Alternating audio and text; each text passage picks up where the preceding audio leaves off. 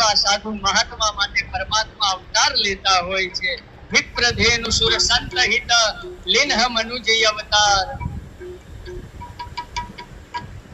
અને આજે આપણી જે ઓળખ છે પારાનું શિવલિંગ, આજે આપણા આખા ગુજરાતને એમણે ગાંડું કર્યું છે જ્યોતિ શિવલિંગના પાછળ. એવા અમારા ખૂબ લોક લાડીલા અને અમારા તો ચહિતા છે એવા બટુકગીરી બાપુ મહારાજને હું મારી વ્યાસપીઠ પરથી બે હાથ જોડી અને પરમાત્માને પ્રાર્થના કરું કે જે રીતે એમણે પણ ધર્મની ધજા ફહેરાવી છે એ જ રીતે ફરકતી રહે. કારણ કે ભારતના અંદર આ ધર્મની ધ્વજા ફરકતી રહેશે તો આખા વિશ્વમાં ધર્મની ધડકન ધબકતી રહેશે. હવે જે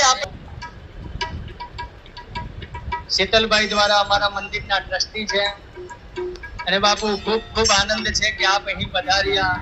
જે દિવસે પરમાત્માનું પ્રાગટ્ય હોય એ દિવસે સાધુ સંતો મહંતો મુખ્ય અતિથિઓ પધારે, જાણે કે ભગવાનને પણ એમને આશીર્વાદ આપવા હોય એ માટે એમને બોલાવ્યા હોય, તેડાવ્યા હોય. ત્યારબાદ લક્ષ્મણદાસજી મહારાજનું સ્વાગત થાય છે. તાળીઓના ગડગડાટથી એમને વધાવો. આ સાધુ મૂર્તિને આ હરતા ફરતા તીર્થ છે, તીર્થ સાધુઓને કીધા છે. એક તીર્થમાં તો આપણે જવું પડે, પણ આ હાલતું ચાલતું તીર્થ છે કે જે આપણા ધામે આવ્યું છે ચાલતા ચાલતા. તો ખૂબ ખૂબ વધાવો. અનિલભાઈને નિમંત્રણ મોકલ્યું હશે આ સાધુ મહાત્માઓ સાથે, જે આજે એ પણ ઉપસ્થિત થયા છે. તો ભગવાનની કૃપા અને અનુકંપા એમના પર વરસતી રહે એવા અમારા ખૂબ જ પ્રયત્ન કાર્યક્રમ યોજવામાં આવ્યો છે.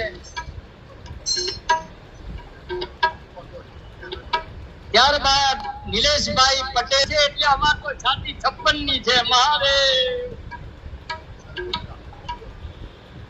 મહાદેવના દરેક કાર્ય માટે ઉપસ્થિત રહે.